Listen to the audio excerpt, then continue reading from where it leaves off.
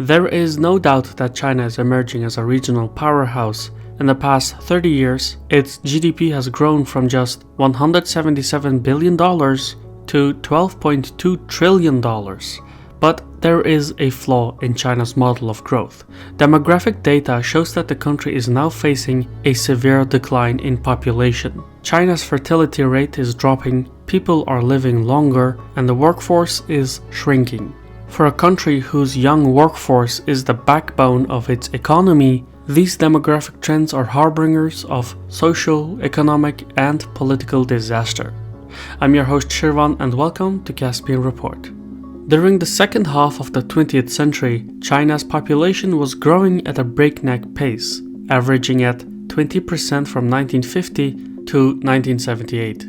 The unsustainable growth drove policymakers in Beijing to institute population control measures in the 1970s, including the infamous one-child policy. At the same time, improvements in healthcare increased life expectancy across China. The combination of population control and greater life expectancy drove down the fertility rate, or births per woman.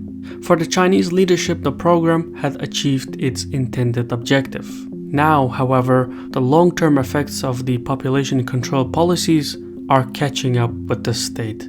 China is aging at a faster rate than most societies. The total fertility rate dropped from 6.3 in 1965 to 1.6 in 2017, below the replacement rate of 2.1 children per woman, which is required to maintain population levels. Some academics refute the official number and argue that the fertility rate has hovered around an average of 1.1 since 2010. Either way, according to the Chinese Academy of Social Sciences, the country will see a negative population growth as soon as 2030. The Chinese population will peak at 1.4 billion in 2029, then steadily shrink to 1.2 billion by 2065. Such a severe drop will undoubtedly produce new challenges for the Beijing government, and some effects are already visible. In the last decade, the Ministry of Education closed more than 100,000 primary schools nationwide, an indication that the proportion of the youth is shrinking. But demographic decline is much more than just the closure of schools.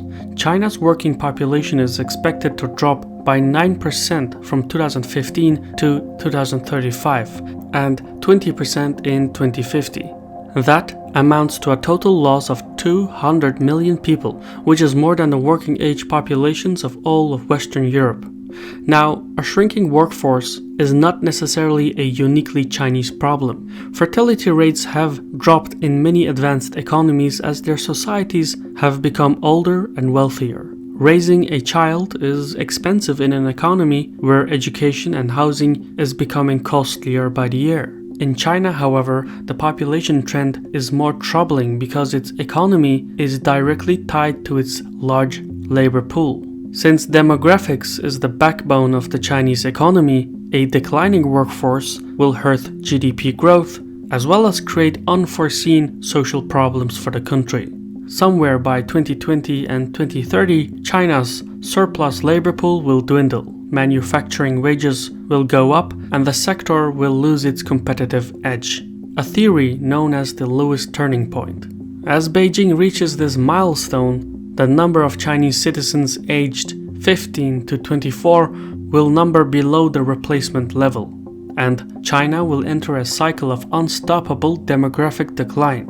The Communist Party is not oblivious to these alarming demographic trends. Policymakers in the capital are currently considering their future options and already implementing countermeasures.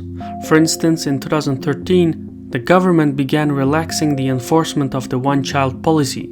It then raised the limit of population control to 2 children for all families in 2016 in hopes of encouraging a baby boom. It didn't work. There was a brief uptick that year, but the birth rates fell again in 2017 and continued to decline the year after. For China, there will be no baby boom, and the issue seems to be beyond social engineering. Meanwhile, the number of Chinese retirees is expected to rise from 123 million in 2013 to 330 million by 2025.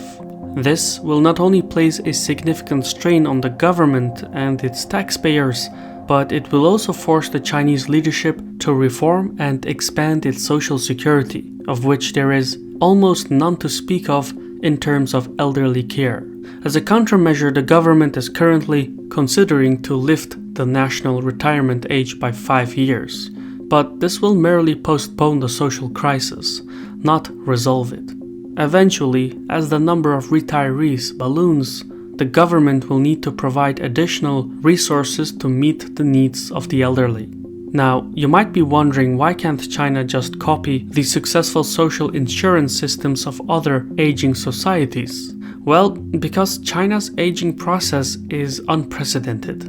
It has started at an earlier stage of economic development, and it is moving at a record-breaking pace. It took Germany and Sweden over 60 years to double the proportions of their elderly populations. Even Japan, the world's oldest country, took 23 years to double its elderly population. China, however, is going to do it in just 20 years, from 2017 to 2037. So, while in 2015 almost 10% of China was aged 65 or older, by 2050 the elderly segment will increase to about 28%. Another key difference between China and other aging nations is that the demographic process is occurring at an earlier stage of its economic development. China is not a high-income nation with the capacity to deal with the financial burdens that come with an aging society. How the state will handle the finances is completely unknown. The pension shortfall is expected to top $130 billion by 2020, while China's current debt is about 3 times its GDP. These are numbers that are set to surge as the years pass. In 2018, for every retired person, there were 2.8 working taxpayers. By 2050, this ratio will fall to 1.3 taxpayers to 1.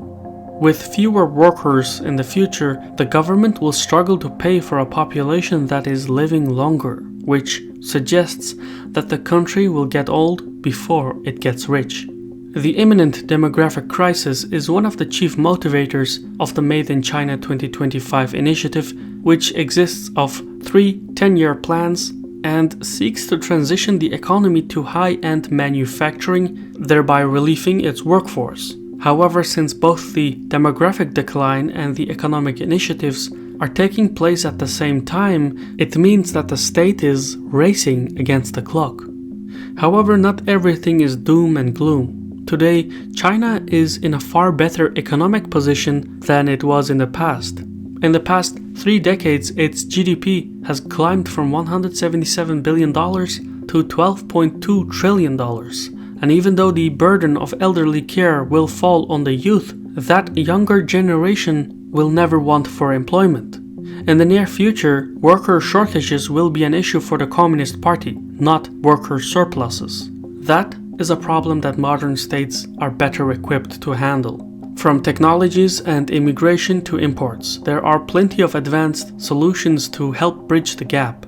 So, for the first time in its modern history, China will no longer need to employ the poor at unprofitable jobs. Instead, the state will have the opportunity to better train and prepare its citizens for jobs that will be needed. In demographic studies, it has long been claimed that a society with a declining fertility rate and an aging population is destined for national catastrophe. But this need not be so. That is, if Beijing can prepare the machinery of government ahead of the crisis. I've been your host Shirvan from Caspian Report. Special thanks to our contributors from Patreon for making original content like this possible. If you want to learn more about our crowdfunding, check out the links below. For now, thank you for your time and Sahol.